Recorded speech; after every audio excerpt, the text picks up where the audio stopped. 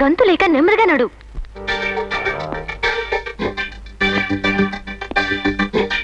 Toy section ఎక్కడ? అక్కడికి వెళ్ళండి. Thank you. యాపిల్, ఈ బొమ్మ కావాలా? వద్దు. హాయ్, ఇది బాగుంది. ఇది ఇది చూడు, ఇది కావాలా? వద్దు, నాకు జోకర్ బొమ్మే కావాలి. అబ్బా, ఏమ్మా ఉషారాణి, యాపిల్ కి బొమ్మలు కొంటున్నావా? అవునండి. మీరిక్కడేం చేస్తున్నారు? ఫెయిర్ అండ్ లవ్లీ కొంటున్నాను. ఇదిగో. మమ్మీ, నాకు జోకర్ బొమ్మ.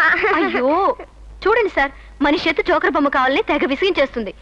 ఊళ్ళో ఎన్ని కుట్లు తిరిగినా ఎక్కడా దొరకడం లేదు. ఎక్కడ దొరుకుతుంది? మనిషి ఆ వేషం వేసుకుంటే తప్ప అంతెత్తు జోకర్ బొమ్మ ఎక్కడి నుంచి దొరుకుతుంది? చూడు యాపిల్, అల్లరి చేస్తూ మానేసి బుద్ధిగా ఏదో ఒకటి తీసుకో. అయినా మీ ఇంట్లో ఒక జోకర్ బొమ్మ ఉంది కదా. నాకు తెలిసినమ్మా, ఈ పిల్ల సైకాలది. నేను చెప్పినట్టల్లా వింటుంది. అమ్మా కొట్టింది.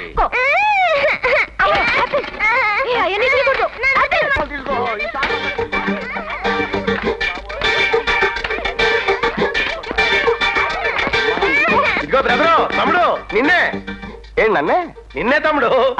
తమ్ముడు అన్నయ్య దగ్గర కౌలించు. నువ్వెవరో కానీ నేను చూస్తుంటే ముచ్చడేస్తాను అన్నయ్య. Thank you.